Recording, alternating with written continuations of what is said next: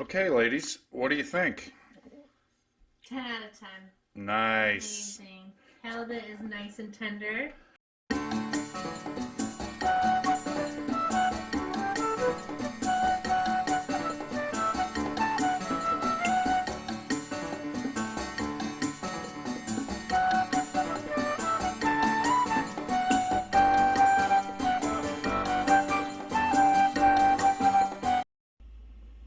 Hey, everybody. Welcome to the Bully Pack RV Cooking Show. Where tonight we're joined by a really awesome friend. Here, let me see this. Say hi, Justina. Hi, guys. Yep, we're in the garage. Say hi, Al. Hi, guys. And we are going to make some Asian-inspired fried rice tonight because we're having some amazing, just sitting around. We already had some shumai, you know, shumaggle.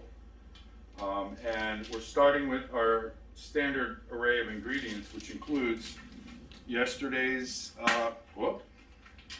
dead egg. Yesterday's steamed rice that wound up sitting in the fridge overnight to reduce its moisture content, so then when we flip it onto the griddle, we don't burn it, we actually resuscitate it with the oils and the different sauces that we're going to add to it.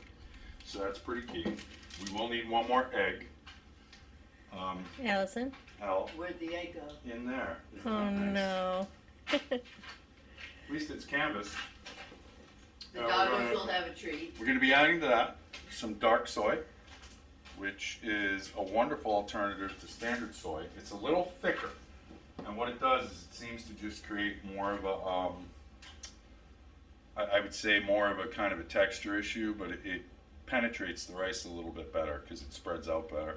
Then of course our sesame oil. This is a key thing that a lot of people don't realize is that flavor you get from fried rice actually comes a lot from this. All right, so you want to use a little towards the end. Just a dab of hoisin, because that's, again, another classic Asian flavor that we all know. It's one of those mystery flavors we don't know about. And a little triple ginger teriyaki, just to give it a little bit of punch. But this is really the secret sauce.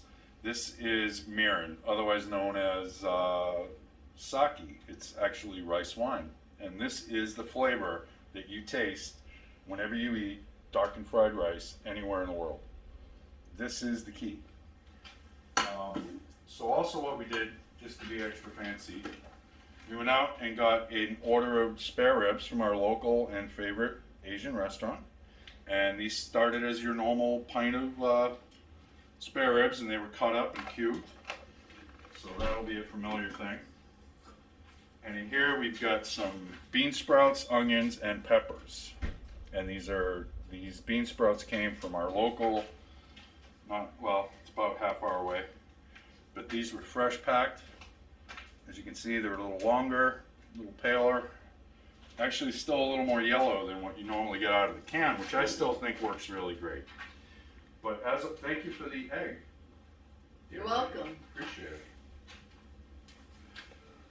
So as always, because vegetables take longer than anything else in this dish, what we're going to do is we're going to start with our veggie mix and get that on the griddle first. And we're going to start with my personal favorite, little light olive oil. And because we have the 36 out tonight, all on low heat, we're going to use the whole space. Have fun with this, because all this is going to go together nicely. And again, I will caution you, be very careful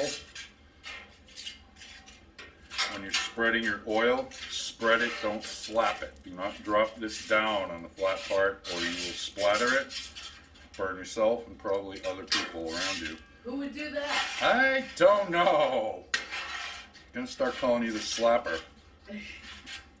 So Justina, what's your favorite Asian food?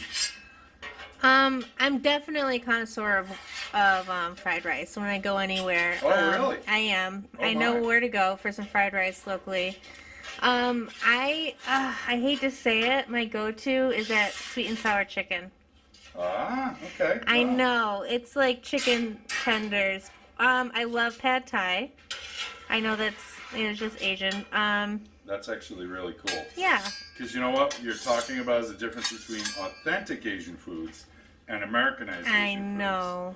And like, most of the things that we eat when we eat Asian food are banquet foods. And they're not Yeah. even authentic Asian foods. But if they are made in mass, they were made for banquets only. I mean, when we see Chinese food or Asian food normally, it's enough food that a whole village wouldn't eat in a month. Right. And, it's always intrigued me, right? And then when, of course, a lot of folks came over, immigrated to this country, they realized the palates of Americans were a lot based on sweet things and over-portioning. Yes. I also love mei fun. Ah, that's I do awesome. too. Yeah. Singapore made fun is my favorite. I will have to try that. And one of my favorite things is actually mushi. What is It's that? a Vietnamese, I believe it started in Vietnam. And it is the technique of taking meats, cooking them and roasting them, wrapping them in cabbage and burying them underground for a few days. Wow. And this brings an earthy texture and nature to the flavor of the meat. And then that meat is taken back up with the cabbage, chopped up again, heated, and served on a sort of like a rice pancake with a dark sauce that's very sweet, probably based on hoisin. And you eat it sort of like a Asian taco. So hoisin is a sweeter taste. Yes. very Okay. nice. That adds that unique sweet flavor. So right now we're just going to warm these, get them going. We're actually essentially sauteing all this together. Simply peppers, onions, and those lovely, fresher than canned bamboo shoots. And I know that unfortunately no one watching the video can tell, but man, it's at a different smell when you're working with this bamboo in its more natural form. It is very pungent. It has a much different woody kind of smell to it.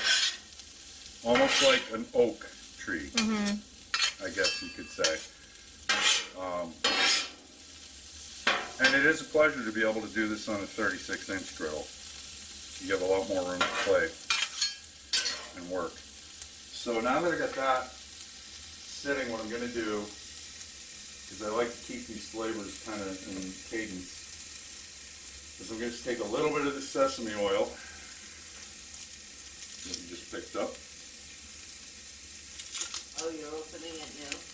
Yeah, I thought we had one that wasn't. We but- did. Oh well. It is what it is. It will get used. It's all good. As we found out, we like to do this, so we're going to add a little bit of that to the grill. And I'm also going to throw in just a dash of the mirin. How do you know what's too much of each of these seasonings or these flavors? It's really a question of doing it to taste. What I try to do is, like, if you ever watched a bartender, a really good bartender, pour, you use the second counts, 1 second, 2 seconds. I try to keep my hand moving in a very even manner as I drizzle these on. I know it doesn't sound scientific. So I would imagine that's about a tablespoon of either of those to give this veggie that unique Asian twist. As you can see, it's penetrated the vegetables. It's already helping to brown them a little bit and get them infused with that flavor. And how do you find a good sous chef? I don't know, you're charming, dynamic, willing to eat foods other people aren't, and you just win her over and get her to Cut your veggies. cut your veggies for you.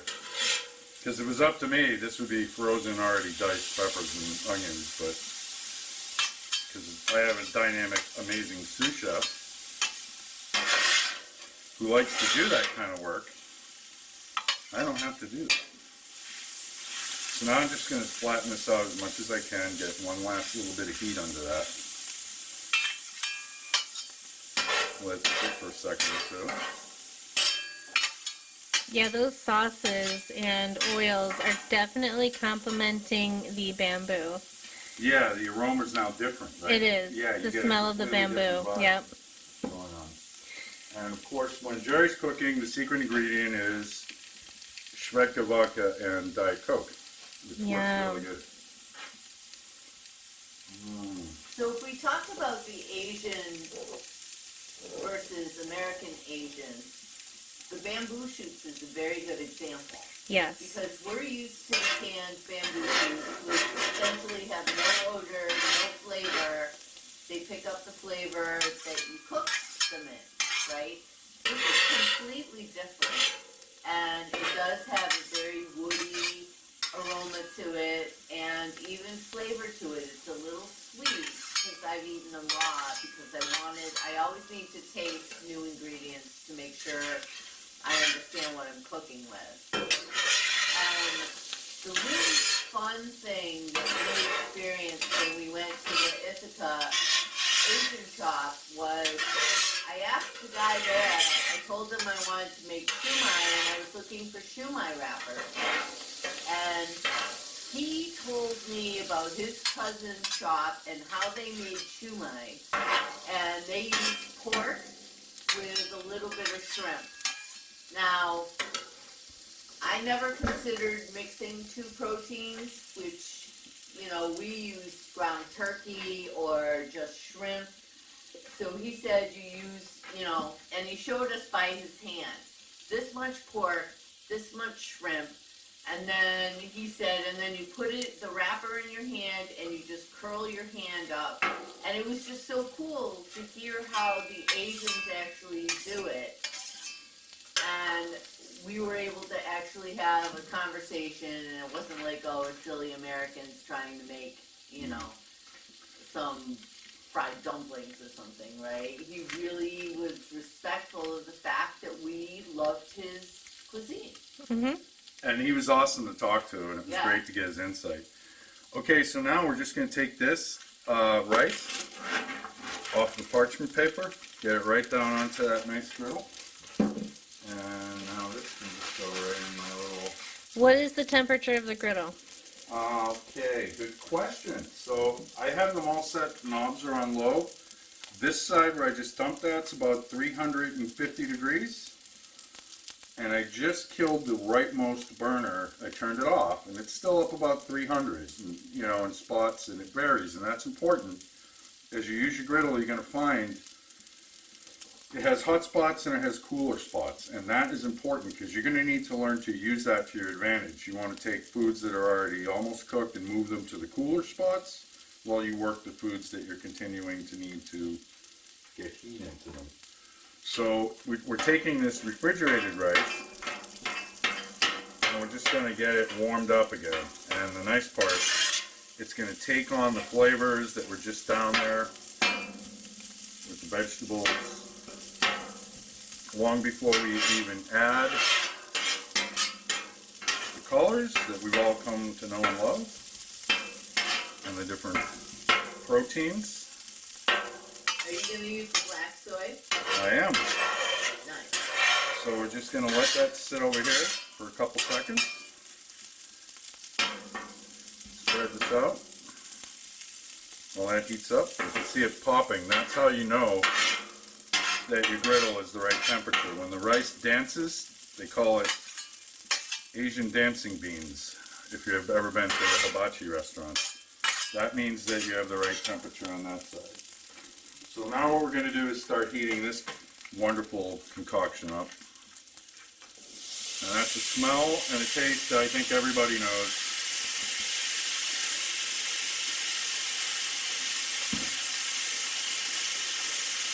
One of my personal favorite American Asian things.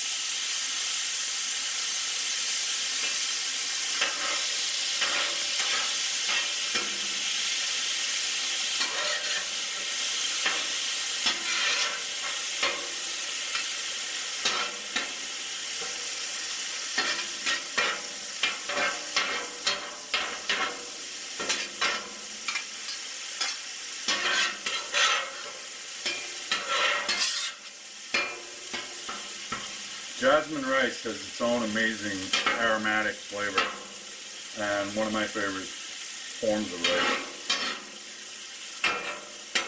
Especially with this kind of cooking. It's so sweet and mellow and easy to change and modify.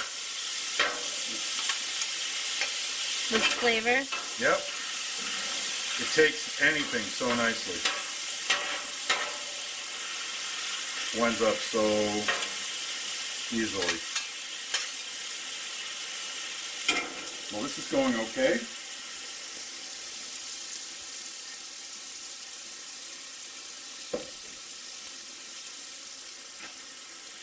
So as soon as this is warmed up a touch, we're going to marry that up with the rice. We're going to add our color before we do that. And that color is going to come from our premium dark soy. And you can see it's a little thicker than your regular light soy or low sodium soy.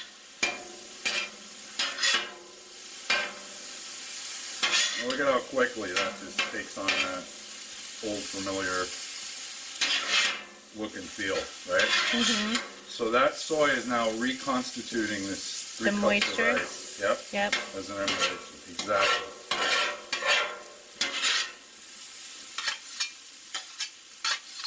Now, let's start getting it some volume. What do you think? Oh, that smells. The smell is already. You know, now that he touched the vegetables to the soy sauce and rice, I can already like smell the difference immediately. Yep. I mean, I think half of this is what you smell. Yeah. You know, I mean, 9/10 of cooking to me is the aromatic nature of it. Mm-hmm. It has to appeal to your nostrils before you want it on your tonsils. Yep. So, and they definitely, the Asian community figured this out, and they know what's appealing, you know, to us. I think all over the world. Mm-hmm. And this has morphed how they cook and how they serve and how restaurants have evolved, you know, to people's probably unhealthier nature. I don't know.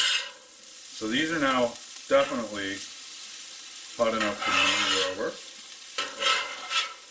And I'm going to take the, you know, the sauce. I know, you know, you say, well, it's grease, it's sauce, whatever. But this is definitely coming over and getting mixed into this, because this is where you're going to get that very familiar flavor when you plate this. It's absolutely going to be exactly what you expect and want it to be. So now that I've got it to that stage, secret sauce is sesame. Little drizzle of that back in there. I'm going to get a little more mirin in there because the meats haven't touched it yet, other than what was in their original sauce. You can hear that sake starting to sizzle up. About a tablespoon of each. Yeah, not too much. And again, I want to layer it in so that the larger majority of it hits the center of the stack, because I'm going to stir this up again. And just a touch of hoisin. You put hoisin in it? Yep. Squeeze it too. Brings that sweetness to it all.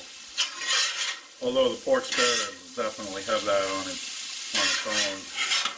This also, I think the hoisin helps keep it for a day or two extra in the fridge. It gives it more legs. Don't forget your eggs. I haven't forgotten my eggs. Okay. I gotta clean the griddle before I do the eggs. So I just want to mix this together. Make sure that's good and stirred in. What do you think, Justina? I think it looks and smells amazing. Like the more you mix it, the more familiar it gets. But it's like being, you know, made fresh at home. Not like it's not made fresh in like an Asian restaurant, but it's just different. Yeah. It's better. Well, it's fresher. Yeah. And, you know, it's maybe you know a little bit more about what's in it, right? Yep. Ingredient-wise and And babe, what's the thing we talk about all the time with cooking? good ingredients, patience. Individualism. Yeah, and do it the way you want to eat it, you know, and make it your own. Don't hold on to somebody else's ideal of what something should be. Because you're the one that's paying for it, you're the one that's eating it. Watch out, Colleen.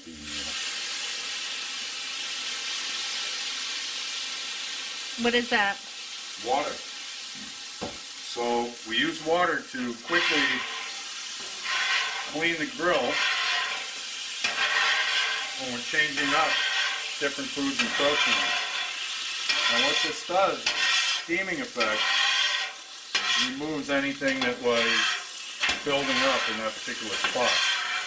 So the darkness you see in that water right now is just the grease and the sauces that were just in all of that meal. So I'm just shoving it down the rear grease trap to get it out of my way. And we now have a semi-clean grill. Certainly not the final clean, but enough to get to this next stage, which is to do what everybody loves. The egg in their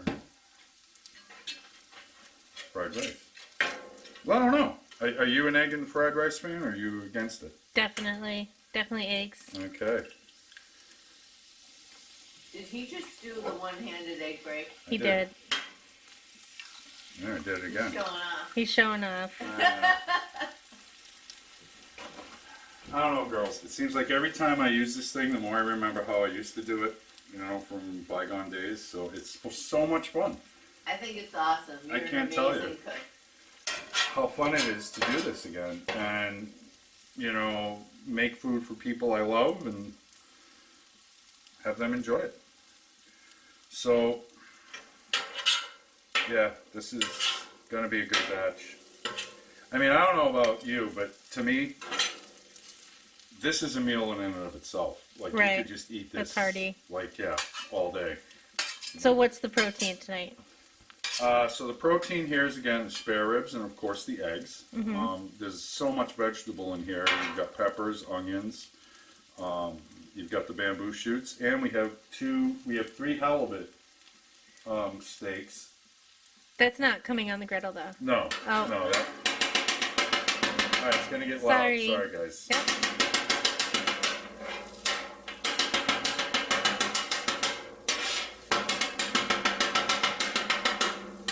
So the reason why we clean the griddle is so you get a yellow egg.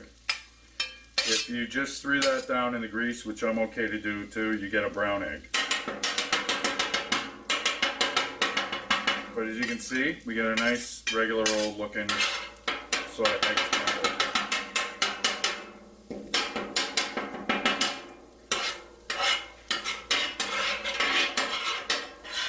So to your point, babe, when you were talking about enjoying food and it being, you know, the nose being key, Yep, it's also the eye. So absolutely. that's where the yellow egg, right, Yep. comes into account because no one's going to want to see a brown egg. Well, what do you think? Me? Is that something you'd eat? Yeah, that is very colorful, and you know, and on the camera it's a little bit different, and it's definitely beautiful. Oh. It looks very fresh and it's amazing. Well, that Yeah. pleases me to no end, because Yeah. I have a feeling you are going to just enjoy this. I know I will. And Allison, I can't wait to get into that fish and spinach that you're baking Yeah, baking spinach.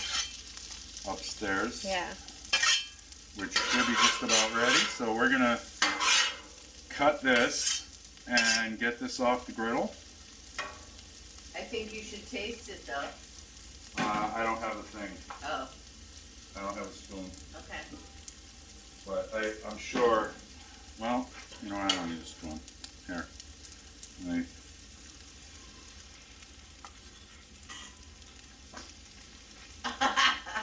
That was a good I take it reaction. that's good. Oh my God. Yeah. Oh my God.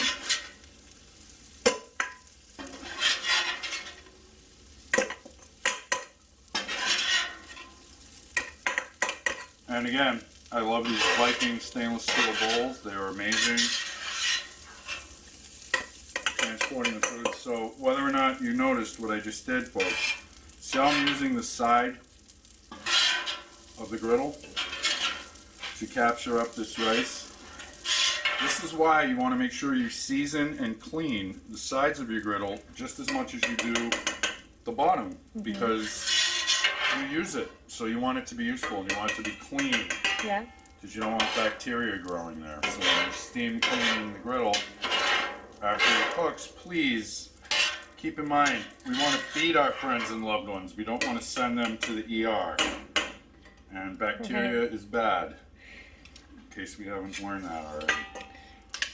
You should do a how to clean your rolled iron? Cold steel. Cold steel. Rolled steel. Cold rolled steel griddle. Yeah, we will definitely do that. And it's something that there are a lot of videos out there, but you know what? There can't be enough. Because cooking safety is cooking smartly. And we all want to eat more and enjoy life more. So for now, we're going to kill this. Gas goes off, burners get shut, and we're going to commence with the munching. Thank you. Thank you. Okay, ladies, what do you think? 10 out of 10. Nice. Amazing. Halibut is nice and tender. So we've got the halibut plated with the spinach. So let me talk about how I did the halibut. Sure, go ahead. So I put it in foil.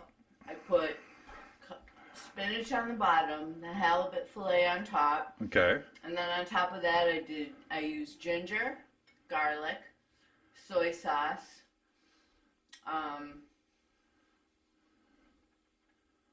I think that's it. Yeah. And then at the very end I used Thai basil and lime. So the halibut roasted in the tin foil in the oven for about 15 minutes. So it marinates in that while it's cooking. Over spinach. Yes. Over spinach. Over baby spinach, which is like a lot of favorite wonderful things all culminating into this wonderful meal, which is beckoning me to sit down. So ladies, bon appetit. Bon appetit. Thank you. Enjoy Manja. and manja.